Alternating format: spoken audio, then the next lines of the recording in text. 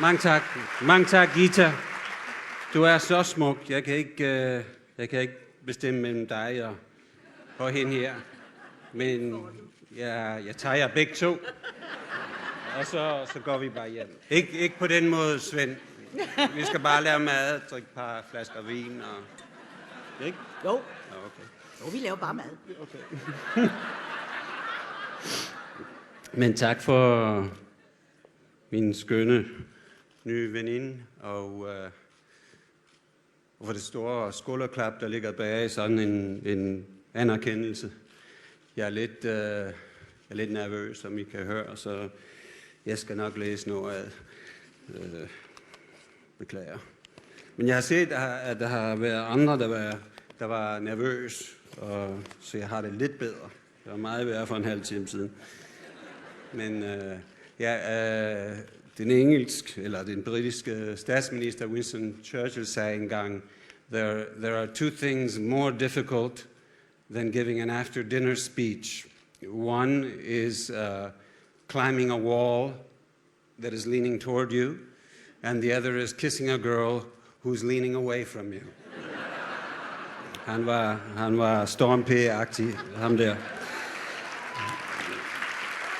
Men jeg prøver alligevel. Man gør jo, hvad man kan. Det er meget opmuntrende at blive inkluderet i en så fornem gruppe af store kunstnere, som Gita Nørby, Jesper Langberg, Bodil Kjær, Charlie Chaplin og så mange dygtige fotografer, instruktører og andre filmfolk, der har fået den her æresbodil. Men det kan godt være, at der er nogen, der undrer sig over, at en fremmed skuespiller, der aldrig har arbejdet i Danmark og ikke taler ordentligt dansk, får en så fornem pris. Det vil jeg godt kunne forstå, og det kan man absolut ikke være bekendt. Ham der Chaplin skulle tvinges til at returnere statuetten med det samme.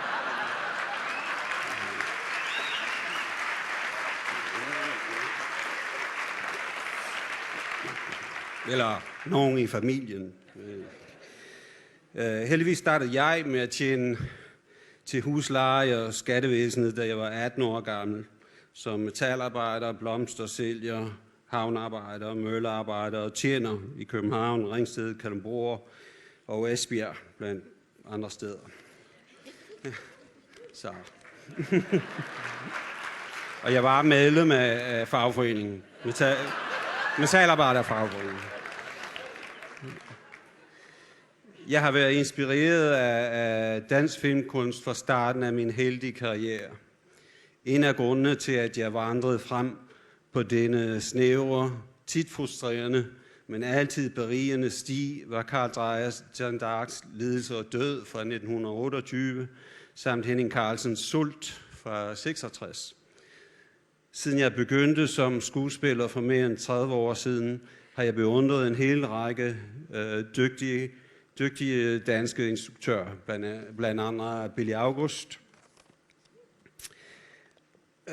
Lars von Trier, Thomas Vinterberg, Susanna Bier, Lone Scherfig og Nicolas Winding Refn og mange andre. Og det, jeg synes, og det ved man verden over, og det er utroligt, at et land med lidt over 5 millioner mennesker producerer så mange gode tv-serier, film og instruktører og skuespillere. Det er fantastisk, og man er godt klar over det verden over. Hvor var jeg hen? det er problemet med at læse det her. Ja. Oven i købet gik min drøm om at spille på dansk endelig opfyldelse for et år siden med filmen Havha. Og det er ikke så svært at udtale titlen. Det er hav, som det der omringer os. Og ha, som hav, ha. Det er ikke så svært. Franskmændene for eksempel, de var meget bange for titlen, og vi måtte forklare det. Det der med uha og hav, det forstod de. Det blev ved at være dernede i Cannes.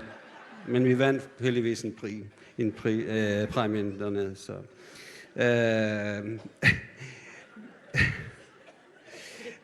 Det var et uforglemmeligt eventyr for os alle sammen.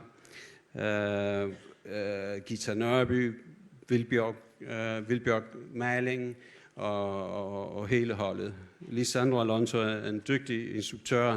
Han har lavet en meget fin dansk film dernede. Også i Danmark har vi optaget nede ved Fax. Ja, det var langt nok, var det ikke? Jeg takker og siger tillykke til alle de nominerede, og fortsat god aften. Mange tak.